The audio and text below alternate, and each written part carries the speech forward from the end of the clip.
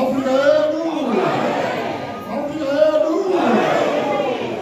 Achimchakaba kwa upekee wani nguva.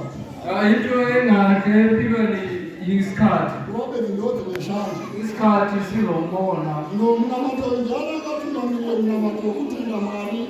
Ngubani owabokhelela umthandazo womoya kaNkulunkulu? Akatunamile ndiyani. Ngubani?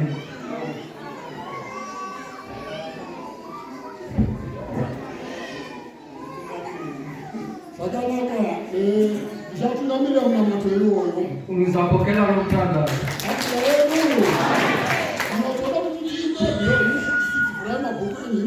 Ngifuna sicule uHymn 46.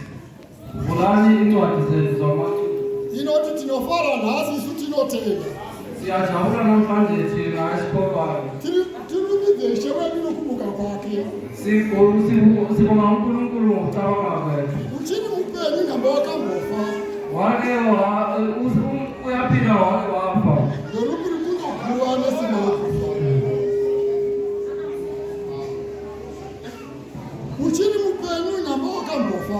Uyaphila kepha wake wafa. Ngolunkulunkulu kuwa nesimokufa. Ngubani onamandla ukuba ukufa? Rosa Basa rake. Wonke umsebenzi wakhe. Wonke wawuqeda. Okuponisa waruwana. Usindiso olufumene. Singasinda sonke. Jabulani makholwa. Inkosi yenu.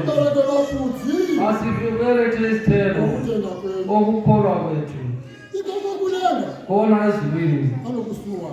Uyalikhumbula. Ngoba wavuka. Lawe uzavuka. Ungathini wena? Omubi sefile. Yinto emisele wena. Yona into yokuvuka. Lahla inkani yakho. Lahla inkani yakho. Lahla inkani. Ayithandazeli lahla inkani. Lahla inkani. Afrika yetu. Afrika yetu. Rosa nalo dzako uyatenda iye.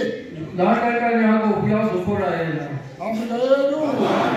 Simukatindile mandelo. Paramount student.